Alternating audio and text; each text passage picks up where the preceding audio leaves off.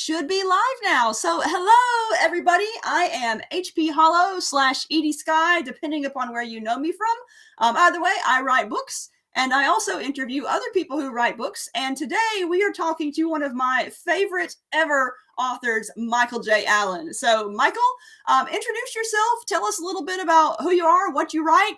Run with it.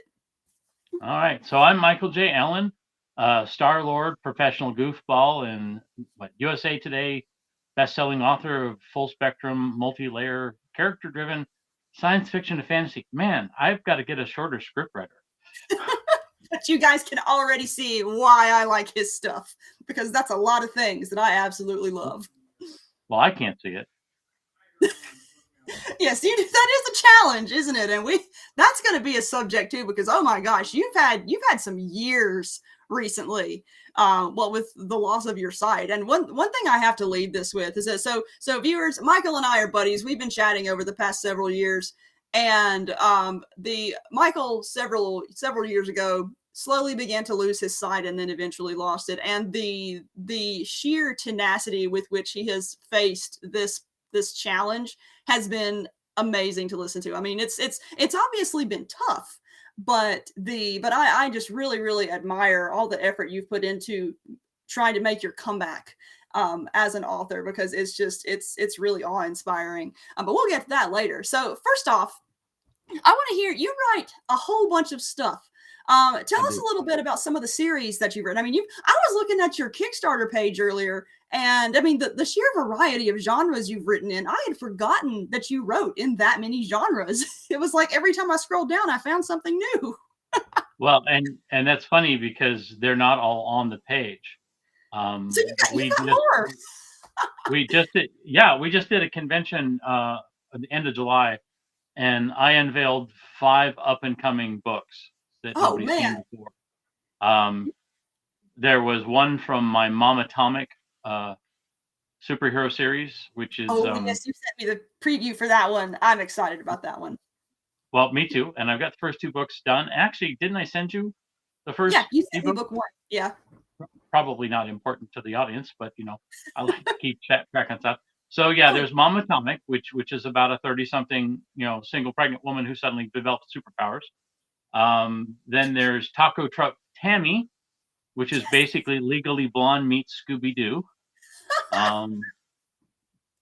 We've got the Guns of Underhill 19th Century Alternate History Epic Fantasy series, which isn't appearing on the Kickstarter. Neither of the Tammy or Mom Atomic are either. Yeah.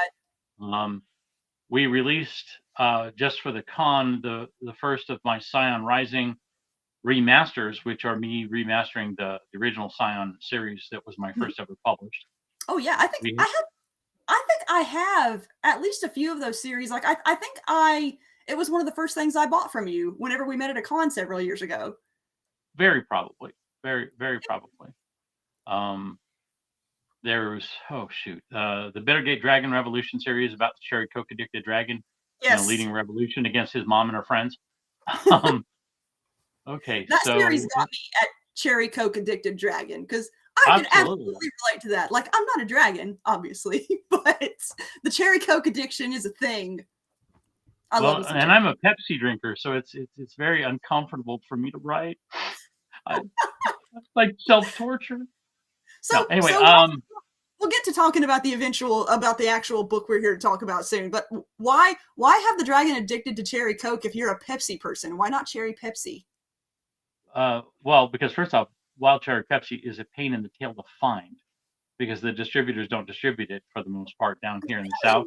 And second, we're in Columbus, Georgia, and I mean the story is in Columbus, Georgia, and in Atlanta, and both of those places claim to be the home of Coke.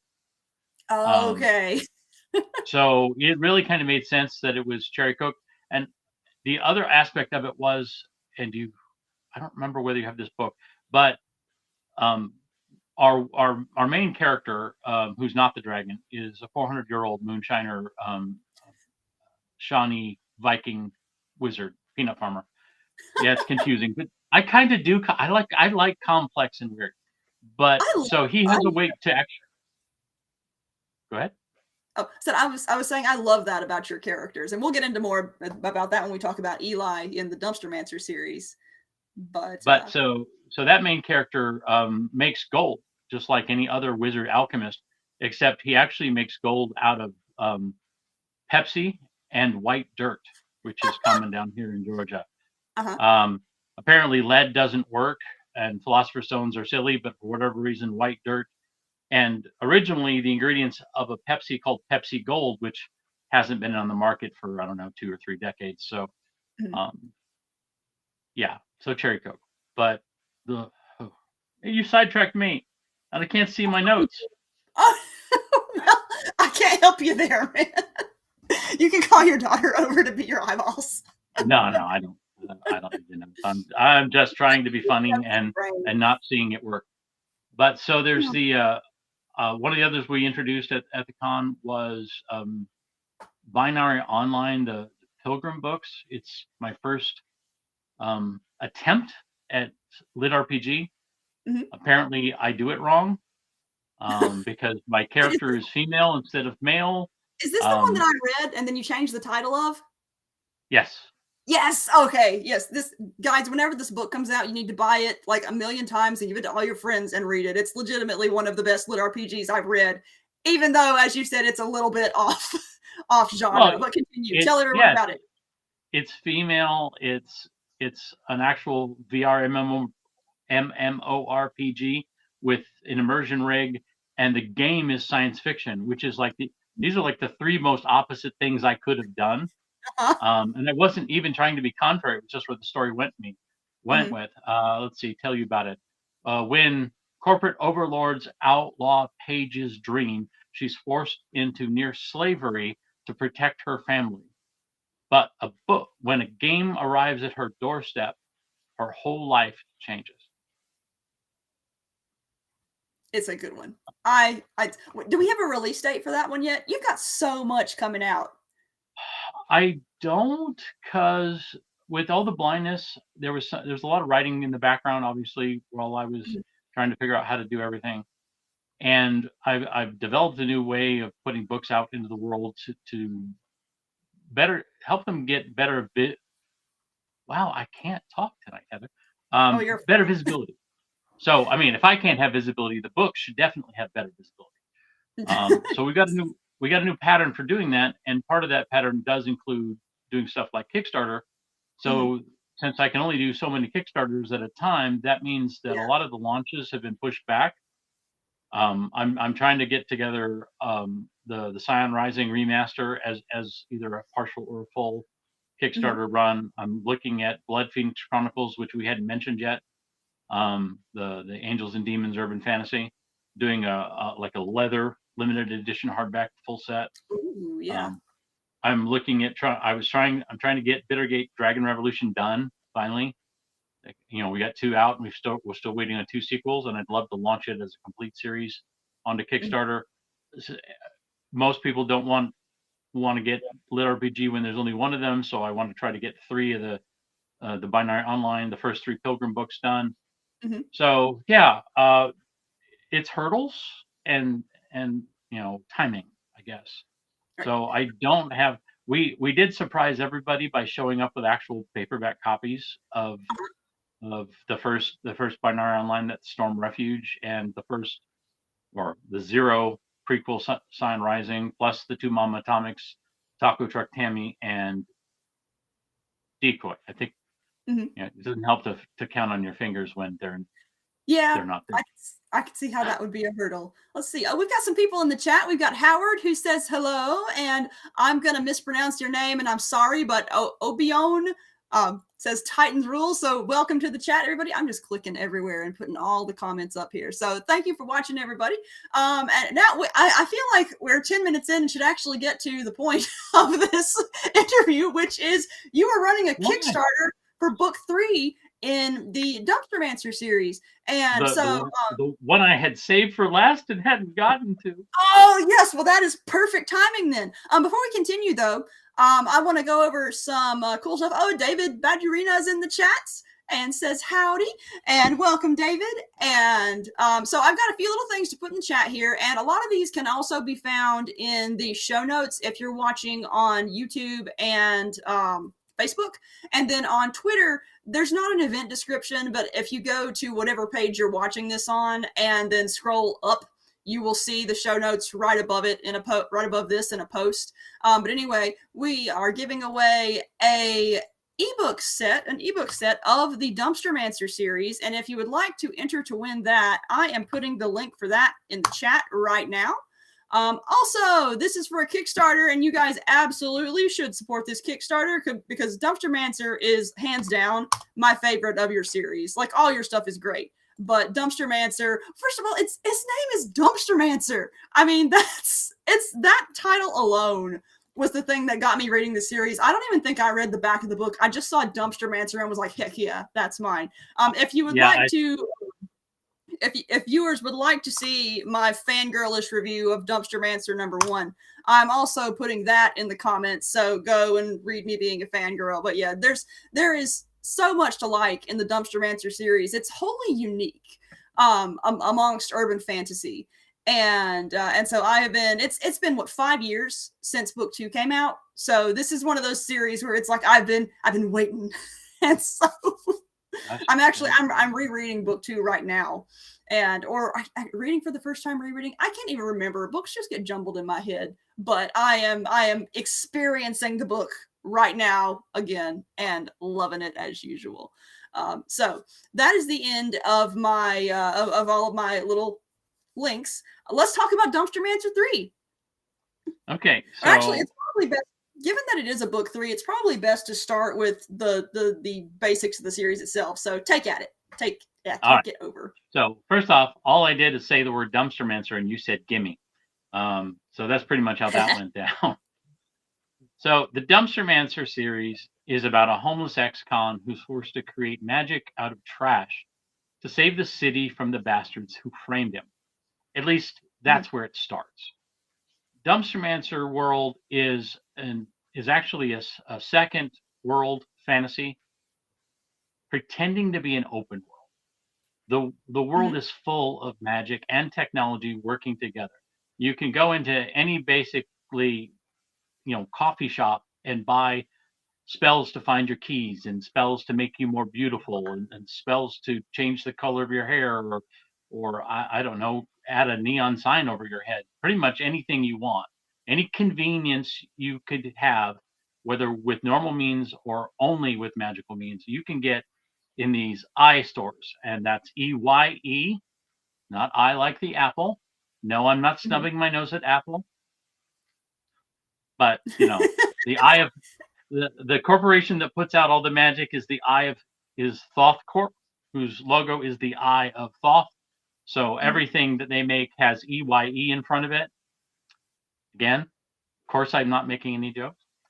But so the world mixes technology and magic, and our character starts off on a Greyhound bus coming straight from a virtual prison where he's been locked away for a decade, but really has been warring and fighting and dying for over a century.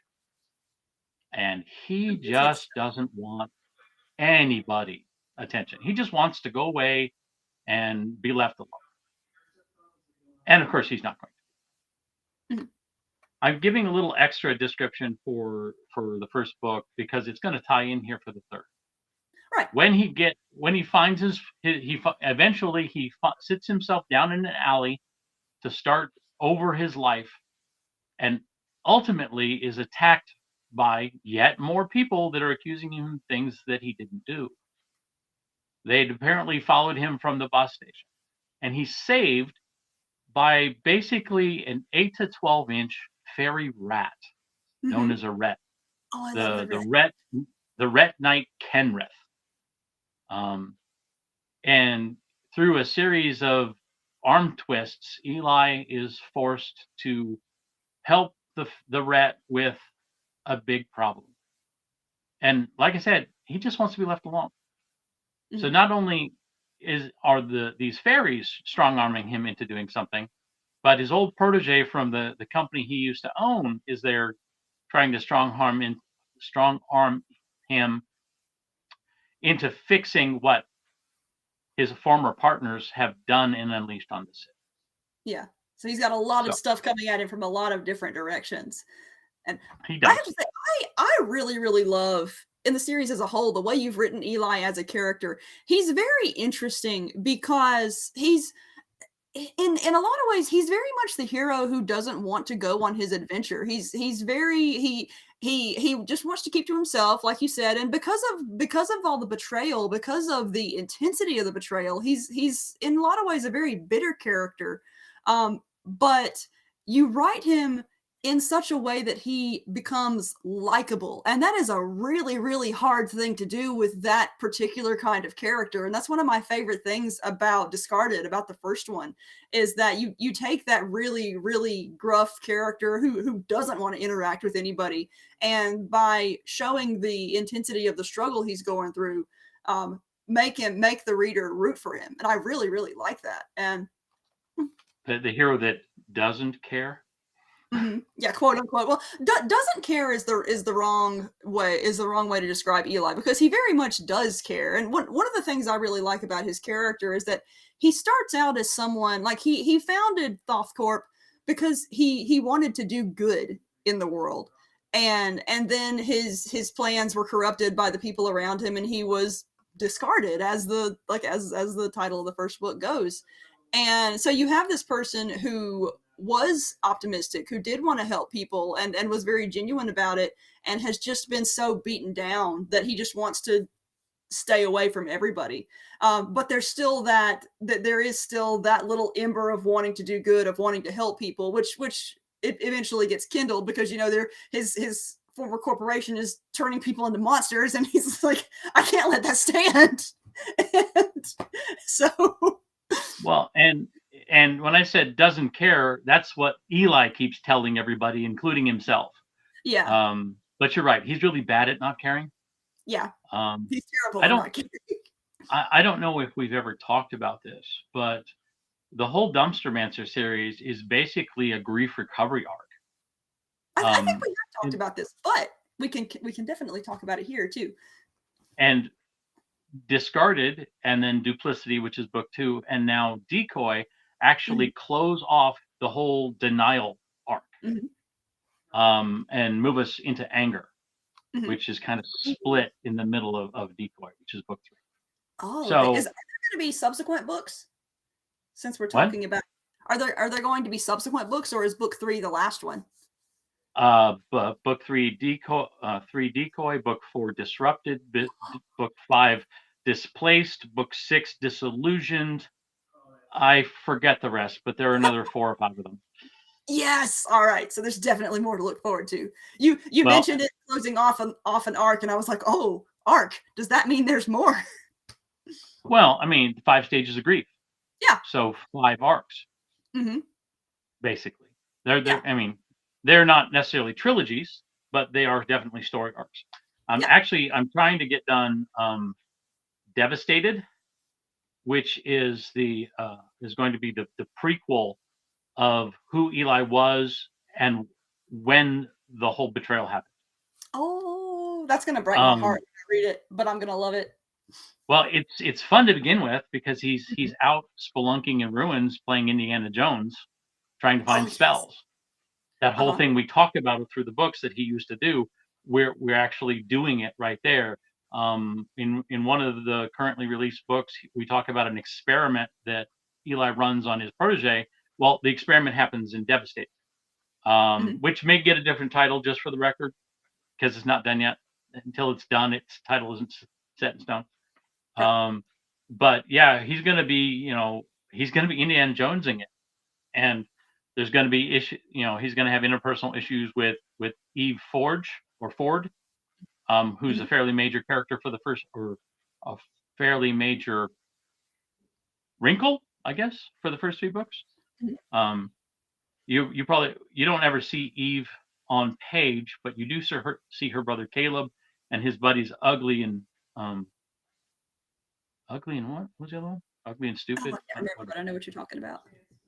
well, their names are actually Cody and Bo. We find that out in DECOY. So there you go. I've lost my place. DECOY, Oh. right. Yes, DECOY. So DECOY, I've got to say, is one of the most impressive books of the 3 so far. It was actually meant to be a novella so that Eli could take care of a couple errands that needed to be dealt with before the whole disrupted plot line occurred. And it didn't like that, apparently, so it took on a new life of its own. We get to meet, how many? 3? 3 new Fae species, I think it is. We get to know a whole lot more about the Otterin, which as of book 1 is an old Indian spirit that can possess like otters and other creatures and form into a body and do nasty or mean things. We get to see, I want to say, 2 new spells. And remember, Eli's books are only about 2 weeks long.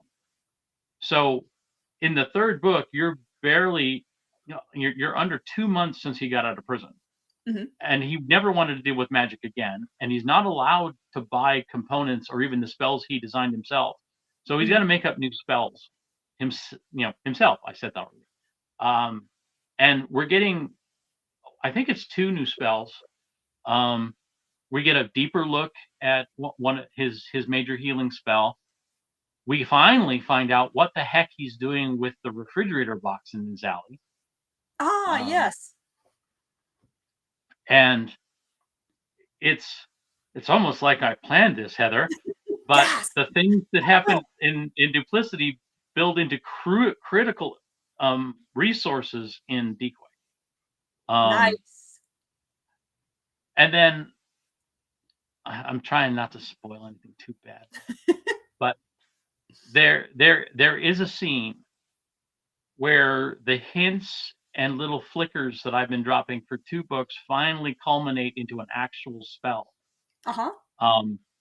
And it's in that moment that we see what Eli is really capable of doing if he cuts loose. Because every spell he's used, slip and slide, now I'm blanking. The squid root vine spell, the Zippo spell. Everything he's been doing has been kind of utility and defense. Yeah. Nothing is really an attack spell. And of course, we've got Razcombe constantly going, get a fireball, get a fireball, get a fireball. Yes. And that little spider inhabiting imp just won't shut up about how important a fireball would be and how important it is to basically roast everybody in existence around Eli. Well, but we finally... There's nothing like a good fireball spell, though. Yeah, exactly. And that's good. And I seem to recall there is something very close to a fireball spell in this one. Yes. Yes, there is. There is. Big fire explosion. This book has way more combat. Way more combat. Ooh. And I think that's part of the reason why he develops finally this new first attack spell. And it is such a thing where the person he is facing has been a power as long as we've known them. And suddenly the power has to step back in fear. Ooh. And such a good scene. Nice. And it's a tiny thing. Eli's opponent, he just takes a step back. But backward is not this character's speed. So it's just a great thing. It's one of those things where tiny motion carries so much meaning. Oh yeah, I got to throw in the hats from Big Trouble in Little China. I made them into magical items for a couple things. That was really great. We're introduced into female. So Smile, Seufert Fells magical law enforcement. Well, we introduce federal magical law enforcement or female. And Agent Clint Davis, which is the wild card of wild cards when it comes to federal agents. And he's an absolute blast. The last thing I think I should pick up on here, and I'm cherry picking, obviously, to not give away story, is that good old Duval apparently has an extortion contract with other people than Eli, and Mhm. he strong arms a bouncer that he has leverage on into becoming Eli's bodyguard. Ah, yes. I remember seeing descriptions on the Kickstarter page. Yeah, and that is AJ Stone, and Uh-huh. AJ Stone he's our new lead character. Uh-huh. Not to take over the Dumpstermancer series, Right. but AJ is the new lead for Dumpstermancer Guardian, a spinoff. Hmm. Oh, so Um, we're getting a spin-off too. Oh, I'm so super yeah, excited. the I world need is to not dead; it's still growing. yes. I Um, absolutely need to read faster. I need to I'm a, write faster. you're writing at a perfectly reasonable speed, at least for the speed at which I read. I'm such a slow reader and I hate it. But Well, if it did take me 5 years to go from 2 to 3, I'm kind of ashamed. Even with going blind, now, did you but write? Was Decoy written before all of this happened, or did you write it over the course of trying to adapt to losing your sight, ooh, or was it kind of halfway? I think I think I raced to finish Decoy before the surgery on my last good eye. Hmm. So it was done before I went blind. Hmm. Minion, are you still here? No minions. Okay. Um, I know that Mom Atomic 1 was written right before the surgery. Hmm. Um, but I think Decoy was mostly finished. Hmm. Probably mostly finished. I was still probably going through edits, sending it out to my sensitivity and my ethnic readers Right. to make the language right and to get all the characterizations good. I don't Hmm. normally have a problem with that, but I like having the second set of eyes on it. Oh yeah. My screen went funny for a second. All right, there we go. All right. So my Well, next I'm on it. Of course, it's funny. next question, and you can go into whatever level of depth you want to with your answer to this question. I don't want to push into areas you don't want to answer. But once you lost your sight, how did you adapt? How long did it take you to get back to writing, and what did you do to sort of find your new way of doing this? Because I don't think it was ever an idea in your mind to just stop writing. Um, Well, it did kind of kick me in the teeth. Um, well, as one would expect. I, I'm not saying that makes me special. It did definitely did kick me in the teeth. Hmm. Um, you you actually referred to me to a friend of yours who's also blind, Hmm. and she was a great help. My mentor referred me to somebody else who was blind, who was maybe not as good a help. Hmm. Um, uh, I have an emotional support lightsaber, um, Everyone needs which one of those. well, I mean, really, and it's a heavy combat lightsaber, which I bought before I went blind. But it was basically the idea or gift, quasi idea of my mentor as a, yeah, you really are a writer. Yeah, you really should be doing this. And yeah, you're going to go far. Hmm. So, holding and making lightsaber or having the thing make lightsaber sounds reminds me that I have good reviews on books and people like my work and I should not stop and I Yep, shouldn't let anything stop me. absolutely. Um, but it was hard. Hmm. Um, there are so many things that I have often felt inadequate to, and things that were simple before. Right. Making soup on a stove, Hmm. um, so, making stir fry in the wok, Hmm. which normally goes along with a bunch of flipping. I can't flip pancakes or eggs or whatever in a pan easily anymore. Hmm. I can't see how much spice I'm adding to foods I love. Um, and that's just cooking. Yeah. I mean, I can't read the books in my library. I can't drive to the store. Or I can barely walk a couple blocks to a local store, and only if there's enough sunlight out. Hmm. Um, dressing myself, figuring out what I'm wearing, getting my fingers off on the keyboard while I'm trying to write, because I'm an old school touch typist, Mm. and then realizing that I have 2.5 pages of stuff that I've got to go back and figure out. Okay, where was my hand and where was it supposed to be, and Oh. what are all these words? Hmm. Yeah, that's Then you go rough. into, oh, that's ugly. That is super ugly. I did discover that there is a keystroke combination for taking entire paragraphs that were all done in caps and making them not caps. Oh. Because I did that Hmm. because I didn't know the caps lock was on. Right. I've worked with multiple screen readers trying to get the right thing so that I could listen to the books Hmm. and edit that way, but it's so slow. I've got to let the reader read, and then I got to stop it when I hear an error, and then I got to use Control and Alt and Shift and arrow keys in different combinations to find the paragraph, Hmm. and I have to let it read the whole paragraph, because if I do Oh. anything else, it stops and I have to start from the beginning. Same thing Right. with emails and like Facebook Messenger. If something happens, like a new email comes in, the notification will start talking at me, having interrupted, whoever Right. sent me. Well, and I got to start over, Hmm. and over and over again.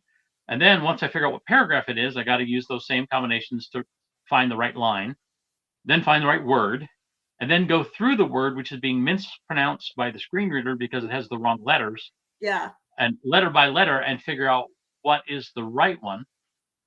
Then I got to do that with every homophone or homonym I use, there, and there. Hmm. And Oh yeah. the editing process is unreal now.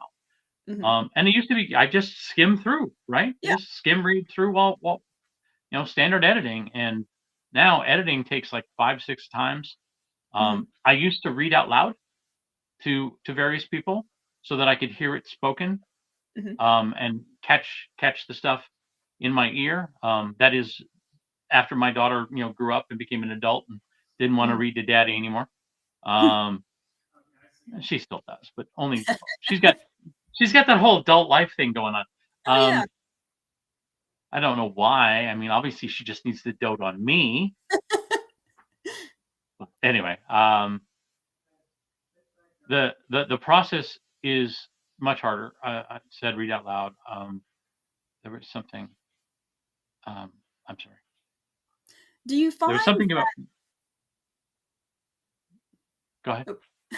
do you find that the assistive technologies you're using are affecting the style in which you write? Because it occurred to me, like I was thinking about when you were mentioning that one of your technologies had to read an entire paragraph at once. Like I automatically thought, oh, if I had to do that, I would automatically just start writing shorter paragraphs. So that it wouldn't have to go through nearly as much when I was editing. Do you find that that is beginning to shift how you write, or do you find that your writing style is pretty much the same and it just takes longer to edit? No, it's pretty much the same. Doing it like you were suggesting would actually make editing it harder, Really? Why because so? if I'm not telling the reader to read the whole page, I've got to use a control down arrow to go paragraph by paragraph. Oh, okay. That makes So sense. that means I have to have my fingers on the keys the whole time. Mhm, Whereas it's nice to be able to go control down and then listen to 5-6 sentences of paragraph mhm. and focus on the story rather than focus on the controls. Right. Um, Is there reading out loud. Oh, That yes. Go ahead. I was gonna ask, is there a particular piece of assistive technology that has been particularly helpful, for you? Or are you still I'm kinda feeling using your way? I so because I have multiple technologies I use to do the writing, I have to use a couple different ones. I use Mhm, NVDA as my primary, which is usually pretty good, but it won't work on Norton at all. So when the antivirus wants to talk to me, I've got screens I can't read. ah, Um, it won't work for me in Discord anymore as of that last patch. mm, Um, and unless I go around my elbow to get into my Discord server. mhm, Um, so there's one browser that will read some of the stuff to me in mm, Discord, but not. There are a lot of websites, especially like Facebook, that are really hard to work with the screen reader, mhm, because every time it hovers over something new, it starts talking and interrupts what it was saying. So if I put it on a nice big long article or a page and set it to read, and then I bump the keyboard and the mouse moves and it goes Oh over no. a letter, it stops and I got to just go all the way back to the beginning. And then I start reading it again and an email comes in and that notification stops and I've got to go all the way back to the beginning. And, particularly with really, really, really long paragraphs on like web articles and things where it's really hard to find where I was. Yeah. The thing I was saying about reading out loud is I can't do book readings anymore. I had just gotten set up to start doing little snippet reads on Right. YouTube and TikTok, and now I can't. Right. So that was another change in what I was doing. And then there's covers. Yes. I have really great cover artists, and luckily I found them before I went blind, and I trust them pretty well. But even so, when I'm developing a new cover for a new series, It's I difficult can't when you can't see see what it. happened. I can't see what the artist. I did just recently buy like a comics artist tracing light box where you put something on top of a bright light and then paper and then trace. Right. And I'm hoping that much backlighting will give me some sight into the cover. But it also means I got to take the proposed cover down to a Kinko's and paint it on color paper, print it on colored paper. Yeah, which is a whole other step.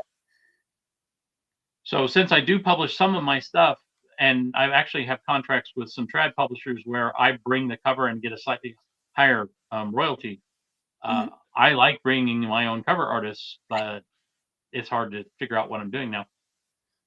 Yeah, that is a challenge. Your covers are great though, so I try really, really hard. Have my assurance. But yeah, but it's been really interesting just to hear from my end all the stuff you've done to try to get through this and push through this, because you are pushing through it and it's hard, but you've also come a very long way in just 2 years. And I have faith that you'll continue to push through. I get to go to official blind school in October. I'm very excited.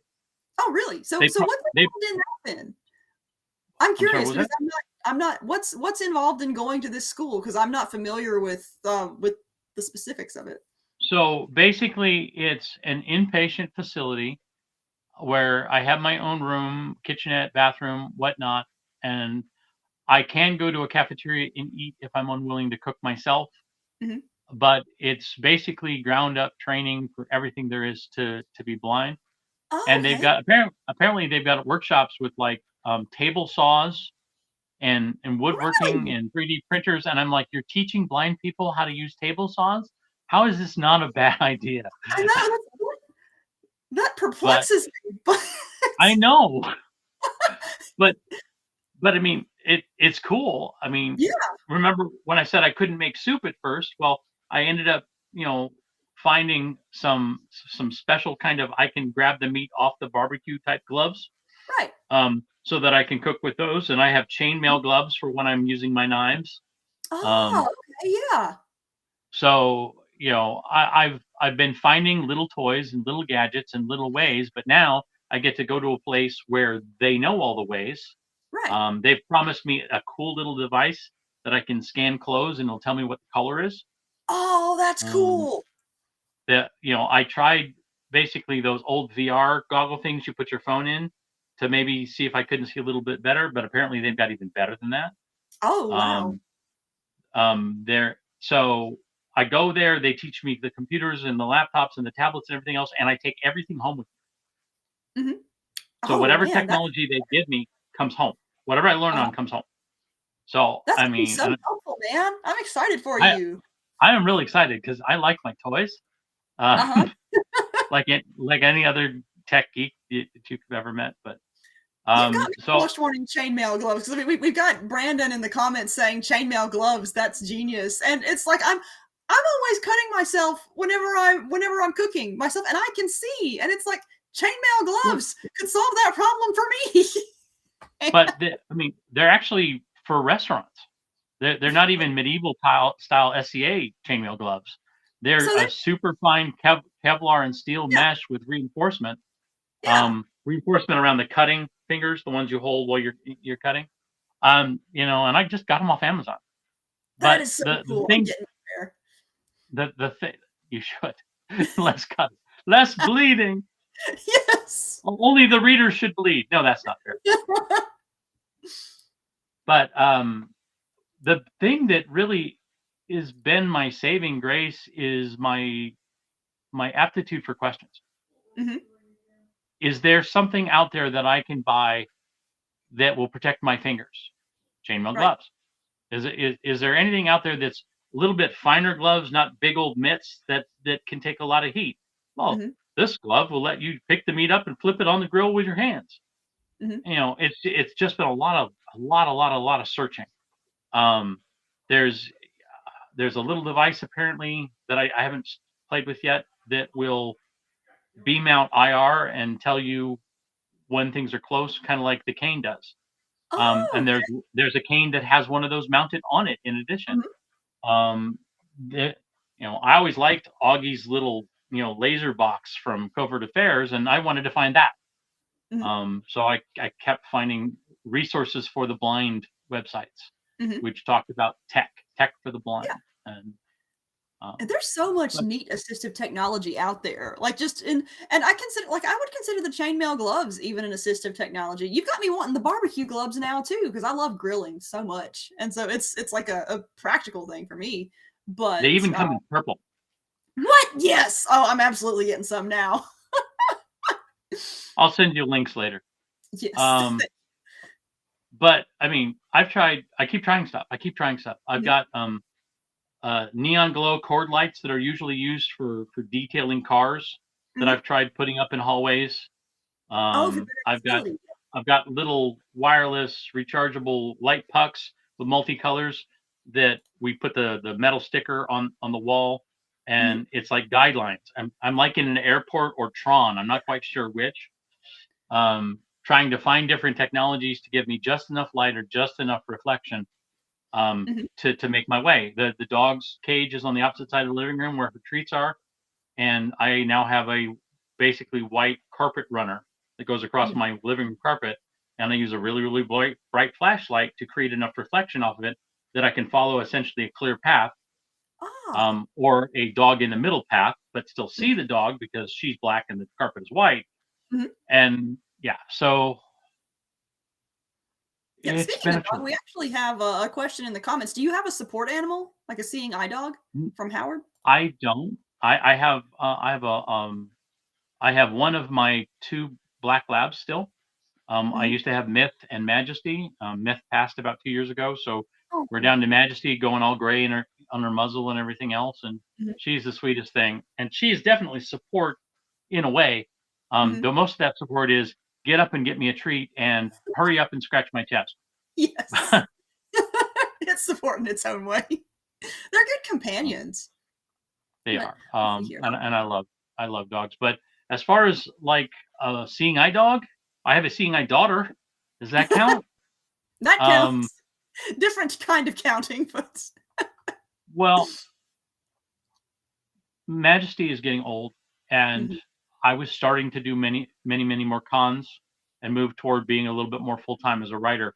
So I Right. was kind of looking at not replacing her when she passed, Mhm. so that I didn't have to deal with the extra expense and a heartache of having to leave the dog behind or leave her in a Right. kennel and whatnot. Um, and so when we started talking about guide dogs, I was like, I don't know that we need a new animal in the house. Mhm. I mean, I've been out of work for 9 months now with the whole blindness thing, Mhm. and I don't I don't want to get an animal that I can't make sure it has all the vet stuff and Right. has food and obviously treats. Treats are important. Um, and Yes, true. I don't Definitely. at this stage I don't have enough training to go walking around a city, Right. and that to me is where the guide animal would show its value. Now, Mhm. that being said, I don't know a lot about guide animals, so they may have other functions that than guiding you across streets and on sidewalks and making sure you don't run in the road. Mhm. But guide dog has always been in my brain like that. Mhm. So And that's always um, something they could probably tell you more about at the school you're going to later as well. So yeah, and there's apparently always all the instructors we get one-on-one instructors that are already vision impaired and Oh, have wow. been for a while. So Uh-huh. it is a quite literally blind leading the blind school, um, in a good way. In a good way. In a good way, in a very useful way. Yeah, because they're I mean, they're if they've been blind that long, they're the experts on how to adapt. And yeah, I'm pretty sure I don't even know how to use my stick, and my daughter keeps yelling at me when I try to swipe people's ankles when they're cutting me off. Apparently, letting people cut you off in a grocery store is just what you're supposed to do when you're blind. So I'm like, look, I'm the one with the stick here, and I have a legitimate reason for saying, "Oops." Oh yeah, I would absolutely. I didn't see you there. Yeah. I'm all right. Let's see. Howard says all this back tech on is track. It really is. Yeah. And let's see. We got a few comments in the chat here. And Richie is with us. Richie's one of our regulars, and he says, "Hey, live on my birthday. Let's go! Happy birthday, Richie!" And we got a comment from Nobu Akuma, who says, "I really think that Eli and Sunny's dynamic is fun," which is actually a really good comment to get us back to Dumpstermancer, because I think their dynamic is fun too. Because like Eli's a grumpy character, and I kind of love that about him. And Sunny lives up to her name. See, she is kind of I wouldn't call her like not necessarily a sunshine character, because she has to be tough with Eli. But I really love, like, she really wants to help him, but he really doesn't want to be helped. And so there's this constant, like, benevolent antagonism, I guess. Oh yeah. And Eli hates Sunny. He hates Sunny. Tell us a bit about and Sunny. I say that with a chuckle because he doesn't really hate Sunny. And I know what's being said about their dynamic, and I'm staying mum on that one. But she has already proven. What? Before we continue, for the people who haven't read the book, because I don't think we've discussed her character yet, give us a brief rundown on who Sunny is in the series. Okay, Marisol Sunny Terrell is the manager, leader, owner of a homeless shelter a few blocks away from Eli's alley called The Manger. And she is very religious, very confident, very sweet, even though Eli made her cry the first time he met her. Didn't he? Pretty sure he did. Yeah, that sounds right. And it is her crusade to help, well, pretty much everybody. Yes. She also employs one of the best cooks in the city, but we'll come back to Grace later. Because Grace is actually important in DECOY. But Sunny is bright and chipper and absolutely too stubborn for Eli. He's like, I don't want your handouts. I don't want this. I don't want that. Oh, well, I hope somebody finds this food. Walk off. Yep. And these wool socks. And then there are several points where Eli gets in trouble, and all of a sudden Sunny walks in, and she is a shark of a lawyer. And we have never seen that in her personality at all. But I mean, she is just all teeth. Oh yeah. She's ferocious. And then when she needs to. I think the funniest part of their dynamic is how Sunny interacts with Jackson and Cynthia Graham, Eli's parents. Cynthia is absolutely certain that they're half a betrothal away from grandchildren. And Sunny's really sweet to them because she's just really sweet all the time. Yeah. But that whole shark personality, that fire and ice, I guess, or sunshine and storm, that might be better. Is such the paradigm between her. And even when Eli made her cry again, she called down to Los Angeles and brought up another shark lawyer to represent him because he refused to let her do it. She is just constantly looking out for Eli. Yeah. And I can't say that, and I can't say that. Yes, sir. Spoilers. Yeah. It's hard to have an interview about a book 3 in a series and not talk about spoilers. But it's the great challenge. All of y'all should just go read the series. Let's just say that book 3 is going to show a much more evolved relationship. Nice. Oh, I'm excited. And not necessarily in what you in the way you expect. I've got the copy you sent me sitting on my Kindle right now, and it's going to be my next read. So I am pumped for it. I want to talk about the magic system, because I think the magic system you came up with is so cool. Like it's I mean, if I oversimplify it, I say they can basically go to an Apple store and buy magic. I mean, that's kind of the vibe it gives off. But there's a lot of complexity in how the magic is actually executed, especially like when you see Eli basically going through his trash and trying to use these components he finds in the dumpster to weave magical spells and put things together. It's so what led you to come up with this specific type of magic system? Well, so Eli is in many ways the Alton Brown of magic. Like Hmm. Alton Brown, whose science is his cooking, Eli thinks that magic is all explainable by science. Hmm. So first off, there are the basics, the circles. And I'm not going to go into it very deeply, but there is now in all copies that are releasing of the Dumpstermancer, there is a guide to arcanology in the back that goes Oh, over how the circles work, how the shapes work, how the frequency, and so, for example, a fifth res circle. A circle must be a closed loop that can pass the equivalent of electrical current. It doesn't matter what its shape or size is. It just hmm, has to be a closed circuit. hmm, So, a fifth resonance circle has a specific frequency resonance which blocks out physical matter hmm. and at varying magnitude can even block out air. Ooh. Um, and that's the fifth res. And I want to say the fifth res is also the one that smells like burnt popcorn, but I'm not remembering without my guide. But there are in book one, there are 7 resonances of magic. One that blocks magic going out, one that blocks magic going in, one that blocks physical going in or out, one that blocks basically ghosts, Hmm. um, one that allows for thaumaturgic transfer. That's what Eli uses for his food printer spell, Hmm. um, where two things are linked and he links those to create kind of a transference.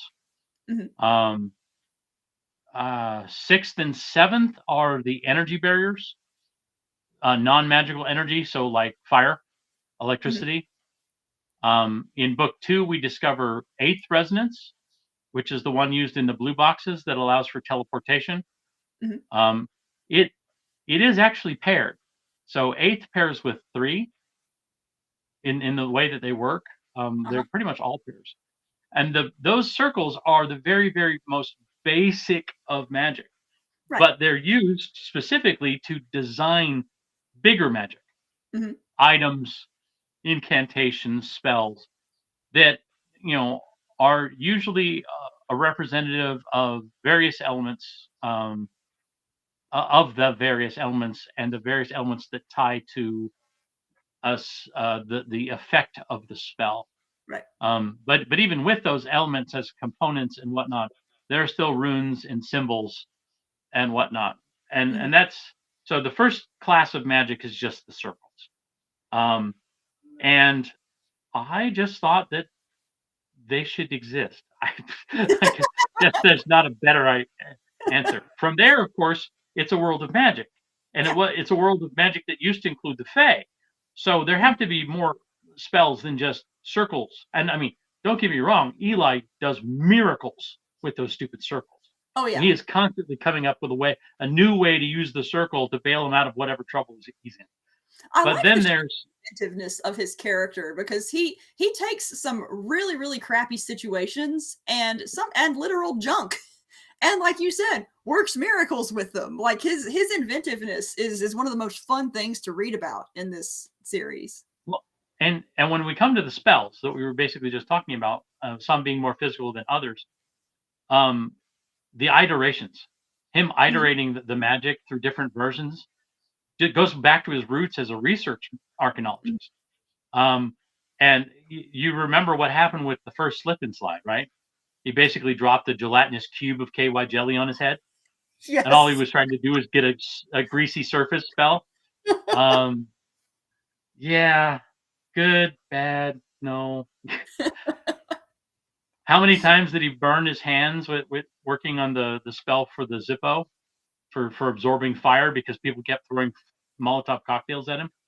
I Yeah. mean, every spell he comes up with. Now, we don't always see all the iterations, but we do see a lot of them. And I Mhm. love that about Eli. I love that Mhm. he goes into a situation, he uses the spell, and while everything else is, going to hell, he's like, I need to iterate that again. Yep. We can make this better. Yep. I And completely relate to that. and that's a core philosophy of his that we don't necessarily see immediately in his otherwise personality, but it is Mhm. absolutely a core personality.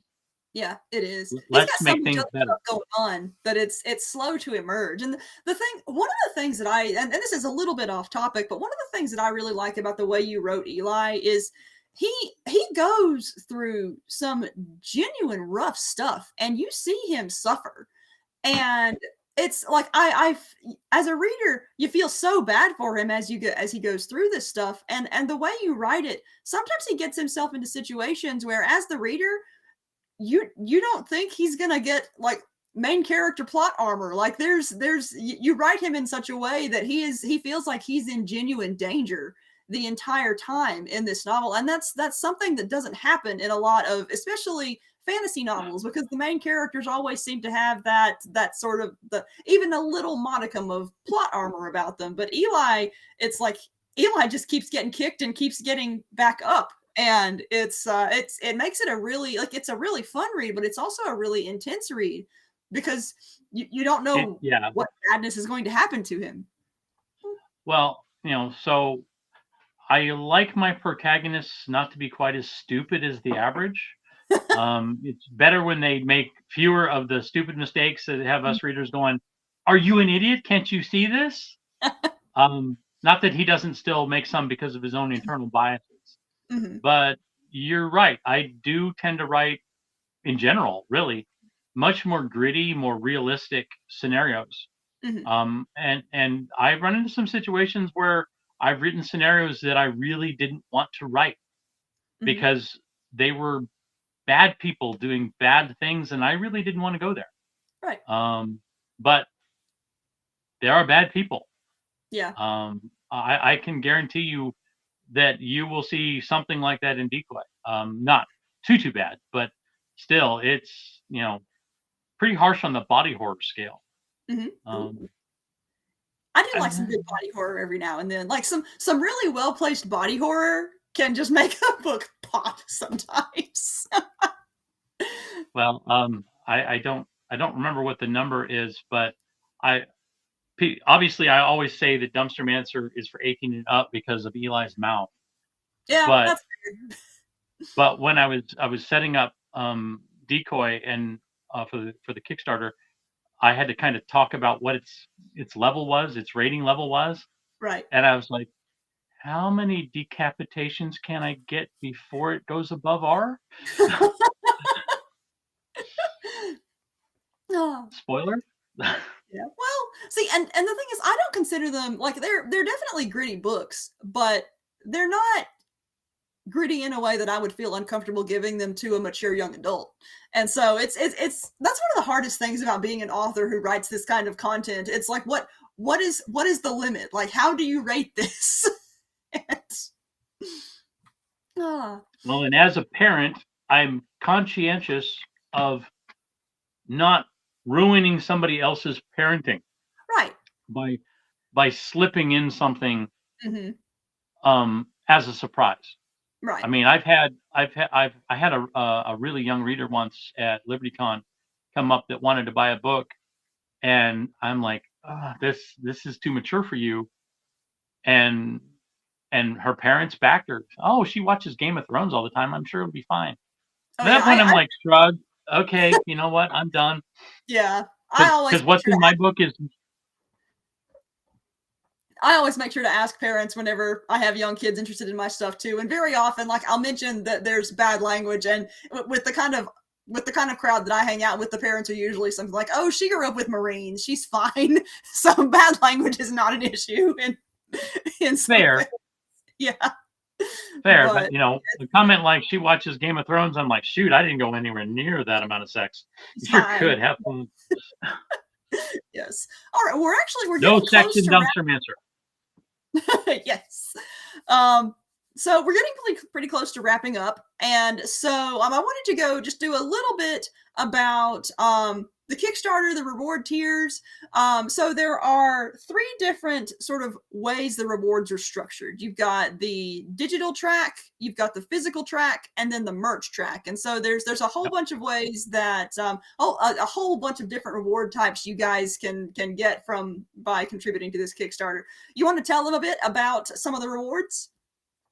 I will. So first off, this Kickstarter is me relaunching myself back into the public eye. Like Heather said, it's been several years of going blind and dealing with it, and I feel like I've got enough of it under my belt and under my control that it's time to start putting books back out there. So part of that has been researching new ways to launch books, and Kickstarter was one of the main ones. I actually had a couple classes on doing Kickstarters before I went blind. So that's why I'm on Kickstarter for the most part, is to celebrate coming back and showing everybody that, yes, I'm back, and yes, I've got new books, and yes, this is going to be good. And we're glad that's my kind of what? And we're glad to have you back. Me too. So it's my kind of hopeful Kickstarter, which is also hopefully going to pay for the getting back the narrator for the Dumpstermancers we've already got for another Audible or another audio run. This one will not be going to Audible. We're going to try to pay for him completely, so we don't have to do an Audible share, and then we can go into libraries and stuff. That's really important to me too, because I grew up poor and homeless, which is why I write Dumpstermancer. Reward tiers. You've had such an adventurous life, man. That could be a whole other thing. That could be a whole other panel. You're the one that is shortening us to an hour. I'll keep going. I mean, you can go longer if you want to.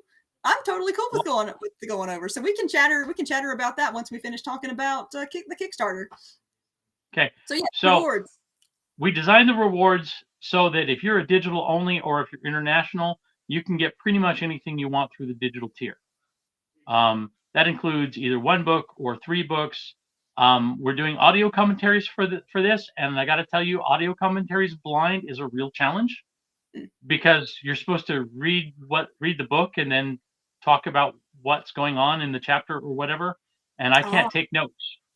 I have to do it literally, read a chapter, record a chapter kind of thing, or try to do it all in one go, which it might be challenging, but we'll see. And I haven't done the audio commentaries yet. I'm going to be doing them here next week. So we have audio commentaries. We have some digital art. My artist was nice enough to promise to give me some wallpaper backgrounds of the first 3 covers, which is going to be good. We have DECOY as the ebook. We have Discarded and Duplicity as ebooks. Now, one of the cool things about what I'm doing with this Kickstarter is I didn't limit it to just Dumpstermancer. Some of the tiers have much broader spectrums of ebooks. For example, we have an urban get all the urban fantasies tier, which is all of the Blood Phoenix, the completed Blood Phoenix series, on top of the 3 Dumpstermancers. Other stuff has got absolutely everything. I'm going to sidetrack a little bit.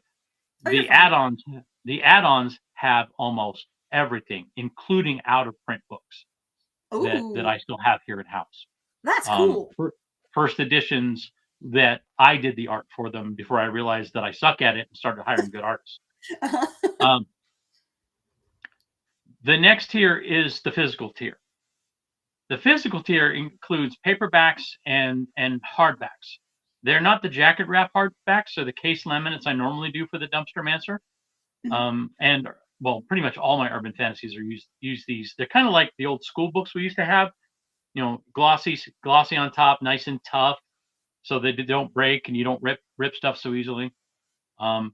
There's an add-on that goes into each of the physical tiers that is a little unusual, and that is ebook cards.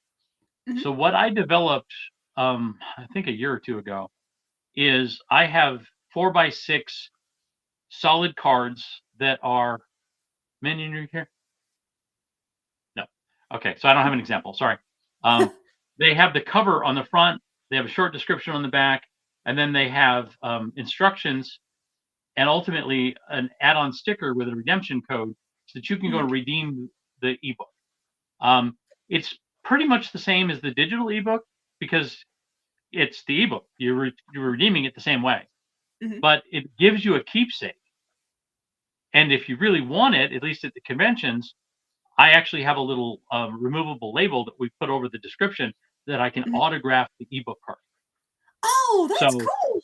So if somebody comes up to me at a panel, and in this case, the Kickstarter, they can buy something for somebody and have it, and they have it autographed. And then if they don't want the autograph because they just don't like the sticker with the label, they can pull it off, and they've still got this really cool card that they can keep a catalog of.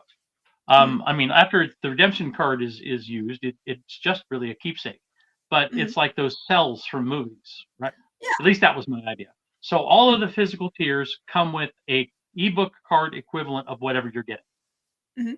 So if you get discarded, then you get a discarded ebook card on top of it. That way you can have the book, you can be reading it in bed, and obviously because you're reading my stuff, you can't put it down until it's like 5 in the morning. You have to go to bed at least for a couple hours sleep. And if you run off to work in the morning and forget your book, you've got the ebook at the same time. So you can read at lunch to keep you awake. I always thought that was just a great idea, having both. But anyway, that's neat. So that's most for the basic physical tiers. We have the paperbacks, the hardbacks, and the ebook cards. There's not an excuse me. There's not an ebook card only tier because I just didn't think anybody cared.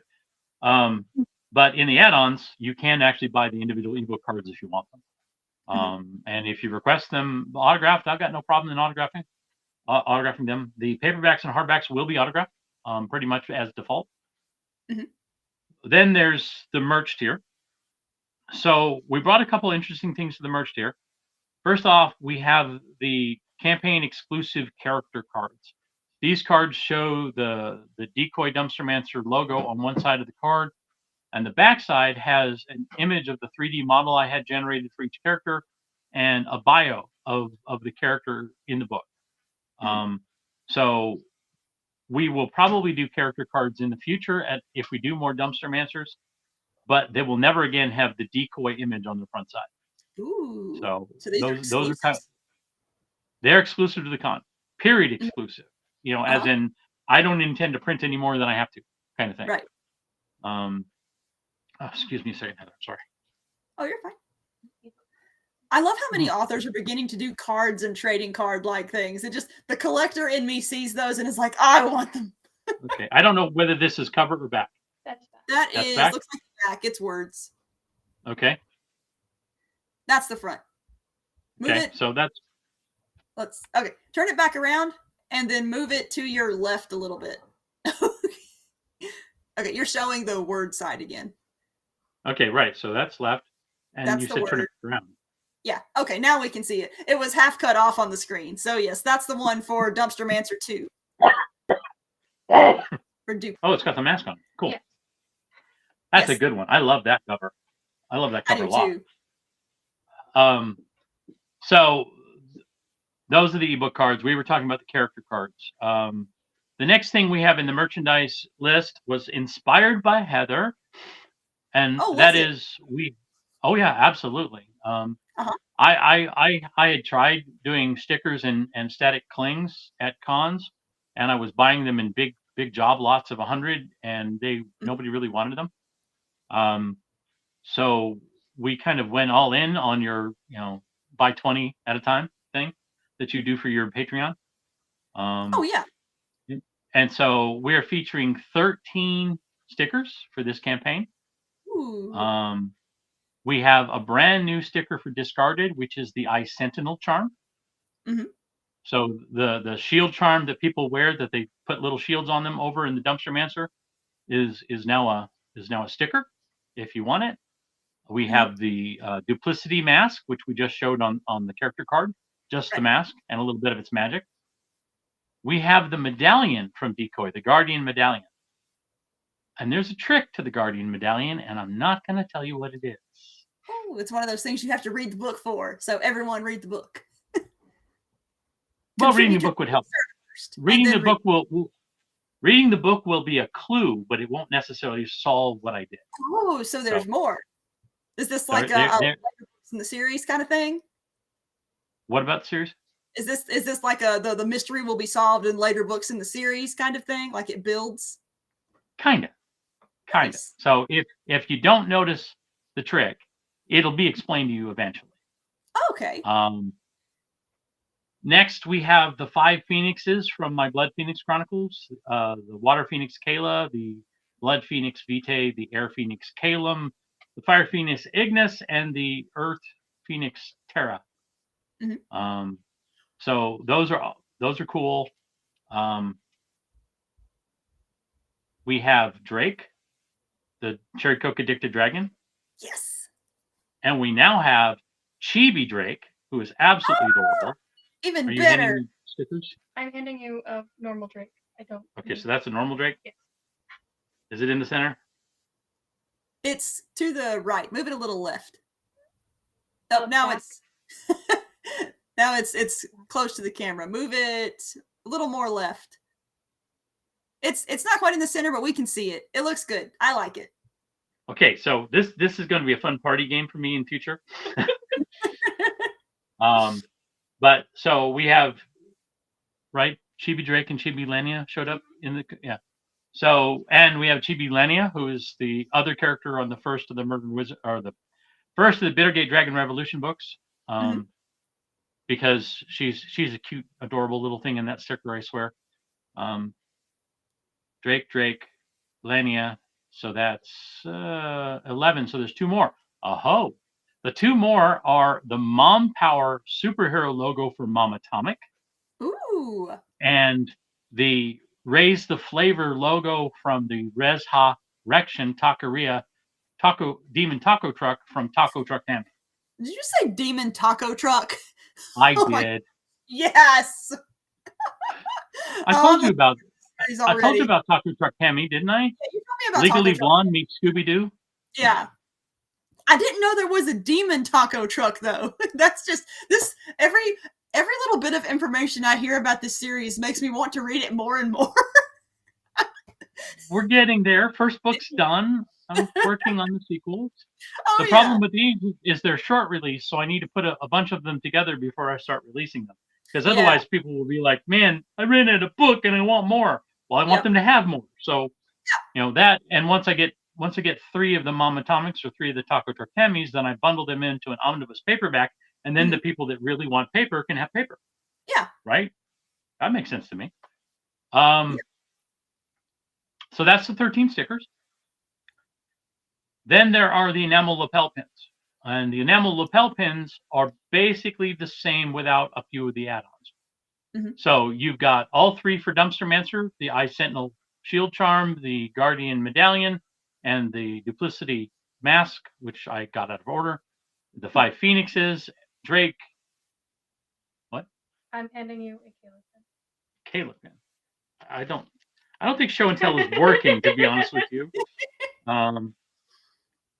Do we have a duplicity pin or a decoy pin? Not up here. Not up here? Okay. So yeah, pins. I'm not going to try and be really fancy with this one because they're small. And those are just awesome. And really, I mostly made them for me. There's nothing like a good pin. Well, you know my author attire, and that includes my lanyard, which is festooned with pins of things I love.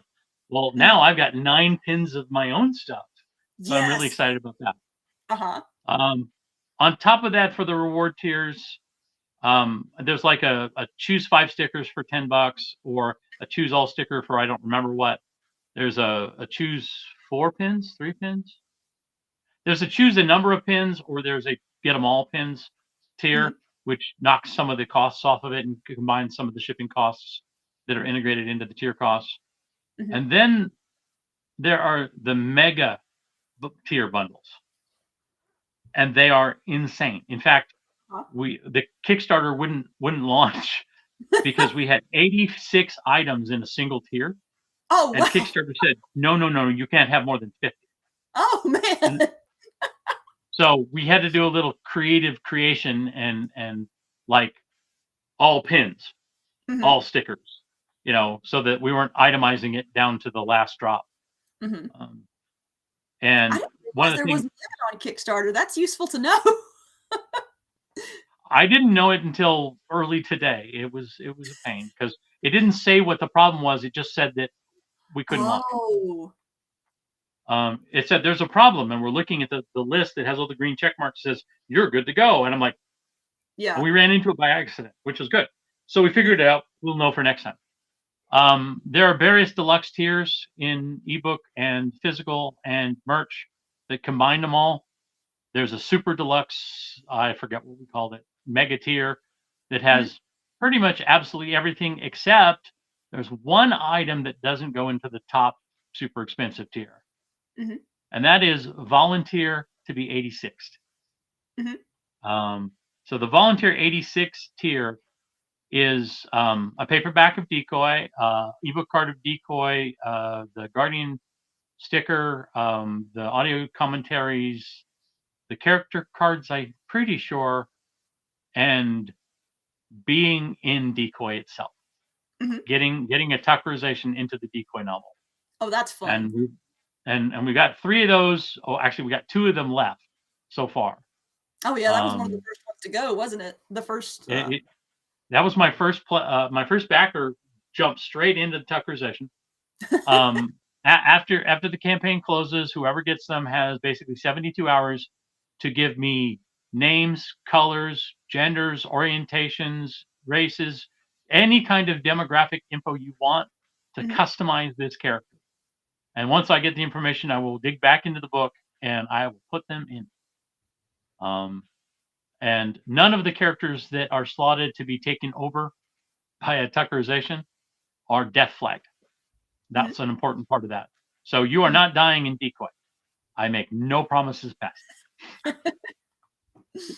Nice. So there's a whole bunch of stuff to select, and I like that there's a huge variety of tiers too. Like you've got everything from a $1 tier to $100 to $1,000. I mean, there's something for everybody, you guys. So there's I kind of plenty. think I overdid it. Well, I like having lots of options and on things like this. And so yeah, there's plenty of tiers to choose from, plenty of cool stuff to choose from. I might actually go change my pledge to one of the merch things because you got me on the stickers and the cards. I have to think on it. There's so much neat stuff. But I got excited and just impulse made a pledge without any without actually selecting a tier and just was like, here it is. And so now this actual interview has made me want to go back and do more. I figured it was just a decision-making issue. You were gonna, use. I think when you pledge like that, you get to use that money as credit on like the add-ons and things. Oh, really? So I just think all that Kickstarter. So I have no idea how Kickstarter works except give money to people and authors and things that I like. And so me either, but I'm learning. So yeah. But like I've done the pledge wallet a number of times with projects that maybe I wasn't quite interested in, but I was interested in the person, and ended up being hounded by their backer kit application trying to get me to pick what I want when I don't want anything. Yeah. So that's the basics for the reward tiers. Now, my story page for the campaign should pretty much answer any question you could possibly ask. It shows what our intended and hopeful budget is going to be. It shows every series that's on there that's available via the add-ons. And there are things that are not necessarily easily gotten or even available. Like The Bittergate and the out of print first editions. We've got other ebooks in there that will never be books because they're short stories, novellas, novettas. I think we put together, and if we didn't put it together, we were looking at an add-on bundle for it. The Crossways book, along with its 2 prequels, which are prequel novettas. So basically, the origins of that character and some really fun stuff. Right. But yeah, there's several FAQs I put together. Shipping in the U.S. is included. because this is my first time. I'm not shipping anywhere outside the U.S. unless it's digital, which isn't really shipping. Yeah. We're actually also looking at, when you're talking about out of print, we're actually looking at putting our entire inventory of book shirts up. That Mhm. we have like Phoenix shirts, and we have a Duplicity mask shirt in 2 designs and stuff like that. Mhm. That we might add to the add-ins. I don't know. It depends on if people say that they want them. Yeah. I think that's all I can think of at the moment. Yeah. Lots And of that's information on already a that lot. page. Plenty. There's a ton of stuff on that page. All right. So we have covered the Kickstarter. Now I want to backtrack a little bit. We won't go too much longer because we're just about at 9:30. But you brought up the subject of Eli's homelessness. And I distinctly remember one of the whenever I was reading Dumpstermancer the first time, I was going through this novel and I was like, oh, this is written like Michael J. Allen knows his stuff, and because there are details in the experience in Eli's experience that are just they're the kind of details that a person just can't make up. And so I was both surprised and not surprised when you told me that you had actually been homeless at one point. And so my question is, and again, this is one of those things where you can go into whatever level of detail you want to. I don't want to push. But how did your being homeless influence how you wrote his character? Because I mean, obviously it affected the detail in which you wrote him, but well, I mean, there was finding food, acquiring condiments, which Eli does by stealing condiments from Chick-fil-A. There's the temperatures, the weather, the alcoves, sore feet, where to find spare garbage bags, pretty much everything.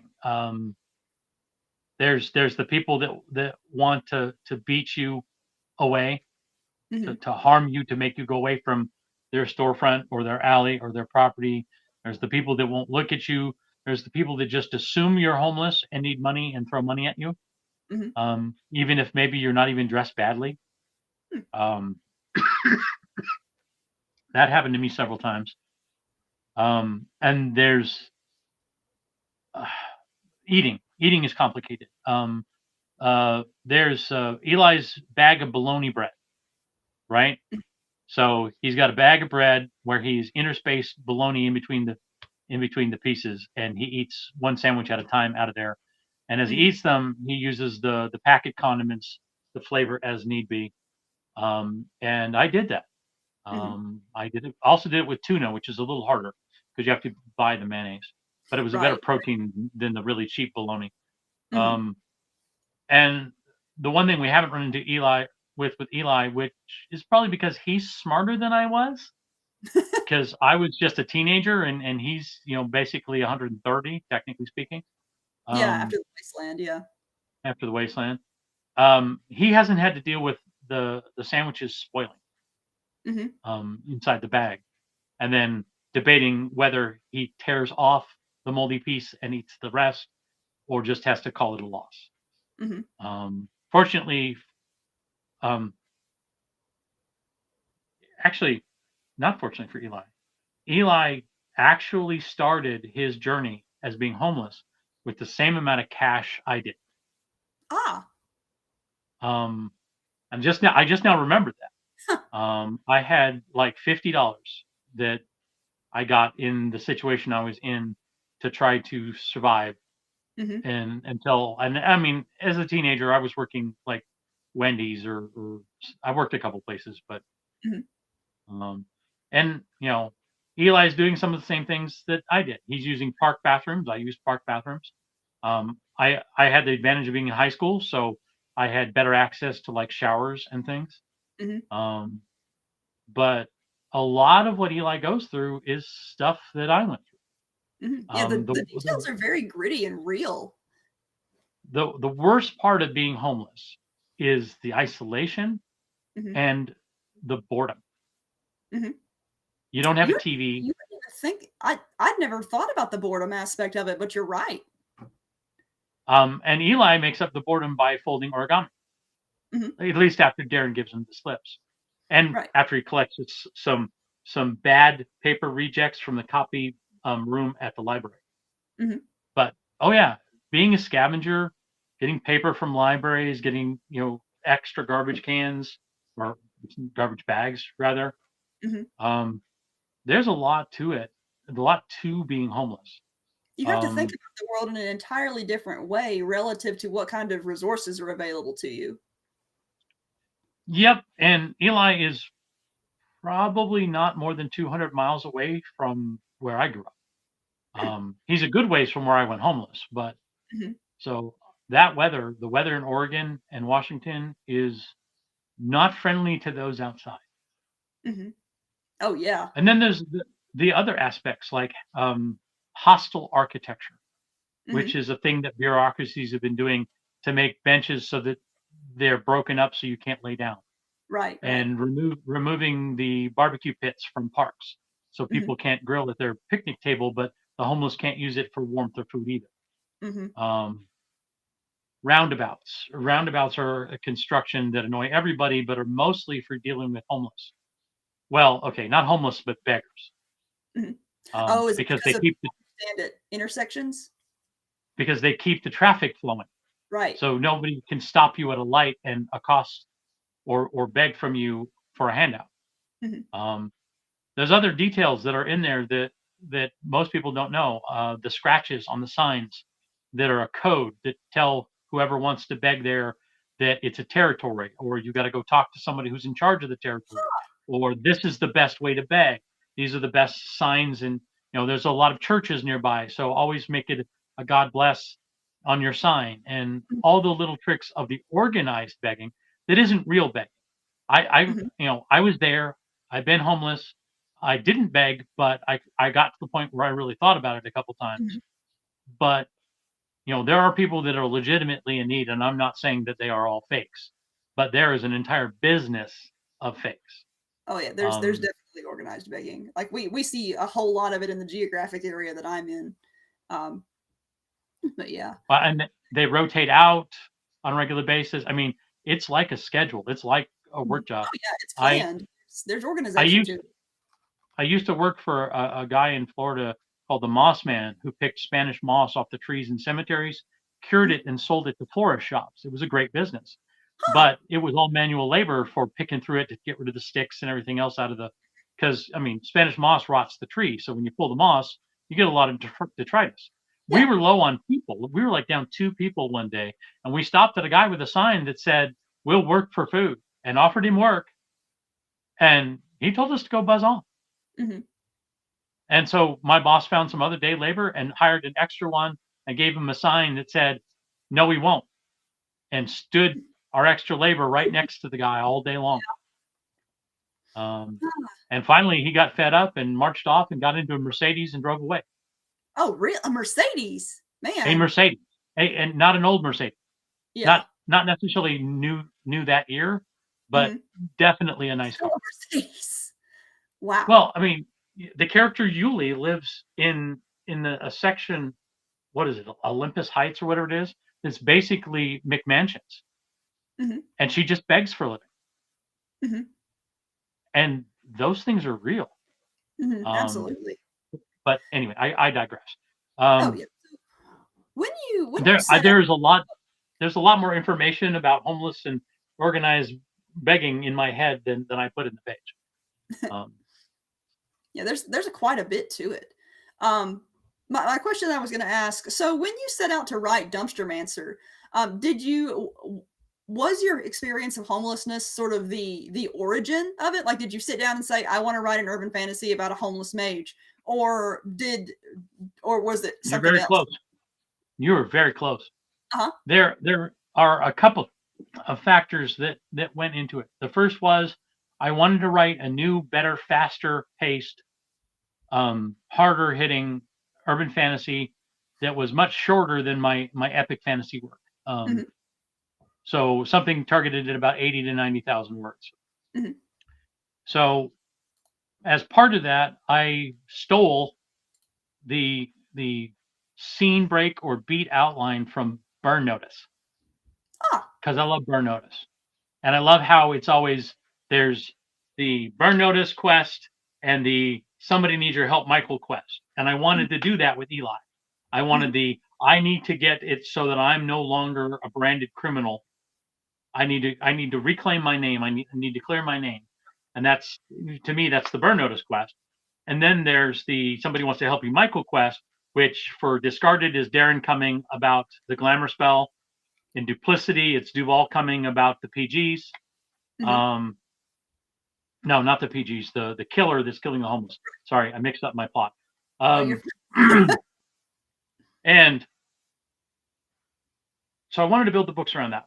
I wanted to build the books around that concept because I just love burn notice. I've watched it over and over and over and over again, trying to learn from the people that write it to be a better writer, a better storyteller. I'm gonna have to add so that was watch because I haven't seen it yet. One aspect of the creation of Dumpstermancer. That's the technical aspect, the stuff us authors do that nobody really cares about. There's a movie with Paul Hogan called Almost an Angel. And Paul Hogan is a hugely successful kind of bank robber, break-in artist who comes out of prison and starts robbing again. And something happens to him that makes him think that he's died and become an angel. And in one of the scenes in it, he's walking, I think he's driving, and he passes by he passes under the overpass, and there's all these homeless people sitting there. And the person that's with him says, oh yeah, well, that's just the way it is nowadays. And then he reads in his Bible that about the loaves and the fishes, and he goes and robs a seafood restaurant to get, X number of fish sandwiches. And I was watching that movie, and I had the back brain doing its thing, and I went, a homeless wizard. What would it be like to be a homeless wizard? And why would a wizard be homeless? Because a wizard has power. Right. And most of that power is often turned into ways where a wizard can make money or other resources or sell his magic for some resources. And in an open world like Dumpstermancer, which, I mean, it didn't exist quite like that yet, but it was almost there. He could make all sorts of money. And from that statement, he could make all sorts of money, came Adam, Thesia, and their betrayal for money. Because Eli was trying to help people, and he didn't want to charge too much because he thought that a stasis spell to help the doctors deal with a burn victim was more important than charging. The doctors having the spell was more important than him having money. Right, because most of his early spells were specifically for first responders and doctors and whatnot, right? Yep, so there's some air bubble spells for fires. There's some extinguisher spells. There's the stasis spell. Everything was there. There was some stuff that is it Willie Bradley? Yeah, Willie Bradley said helped them when they were in the combat zone when he was still a soldier. And I'll be honest, I don't know what all those little things he created are. I am a discovery writer after all, so we'll get to them when we get to them. But a homeless wizard, why can't he make money with his magic? Well, he's not allowed to actually buy components, so he can't use magic. And then, my books, hope and perseverance. That's pretty much my core tenet. Yep. So just because he can't this way doesn't mean he can't find a path the other way around the I can't wall onto whatever I can path he's got. One of the things that I absolutely love about your characters is they see a problem or they're denied something, and their first question is, how do I find another way to accomplish this? And I love reading about characters like that. It's part of my core tenets. Hope and perseverance. There's not a wall you can't find a way around somehow. Yep. And maybe there is a wall I can't find a way around somehow, but I haven't found it yet. Not yet. If you find a way around, just barrel through it. There are ways. Well, yeah. I mean, you're walking down a path, a wall appears. You don't just sit down and pout that there's a wall in your way. Why don't you just peek around the sides? Yep. It's the Robin Hood Men in Tights thing, where Carrie has to cross the log because he couldn't possibly cross the itty bitty stream that's less than a foot wide. Oh my gosh, I need to go rewatch that movie. That's one of my favorites. That's a great comparison. Oh, all right. Well, yeah, you did a spectacular job with the Dumpstermancer series. Like I know I've said it a million times in this interview, but it's one of my favorites. It's so good. Everyone needs to read it, and it's getting close to. It's actually like 9:35. We're almost to 10 o'clock. So I think this has been a great interview. I think I'm going to start wrapping it up. So do you have before we wrap up? Do you have, of course you've got, the Kickstarter we've been talking about. Do you have any other conventions or anything that are coming up where you're going to be appearing if people want to go get books signed in person? So I will be at Dragon Con, Nice. in the end of the month, with the Kickstarter ending a few days after that. So obviously I'll be passing out the new Dumpstermancer DECOY bookmarks, which have a QR code to the Kickstarter, and a small bio of AJ Stone. Mm-hmm. I'm doing a number of panels. I'm getting to do some panels with some of the people that I've been wanting to meet, so I'm excited about that. Nice. I am hoping to have basically, here's my Kickstarter table in the Fantasy Gather for the Fantasy Lit Track Friday night. Mm-hmm. I've got a 10 a.m. panel Friday, 10, 11:30, and 5:30 p.m. panel on Saturday, a 5:30 p.m. panel on Sunday, and I think that's it. That doesn't mean I won't crash a panel. And sweet talk one of the moderators into giving me some table space. I can be charming, or I can just bribe them with books. Yes. All right. Well, this has been a great time. Thank you, everyone who watched us. Thank you, Michael, for coming on the show. And of course, whenever you've got something else coming out, you are welcome to come back. But is there anything else? You might not want to make that invitation. They did just show off 5 brand new ones that nobody's seen yet. And I just got another new one back from a publisher that doesn't want it anymore. So I got stuff. You got plenty of stuff, man. We may just have to wait until you have a good chunk out and then just do a big old group.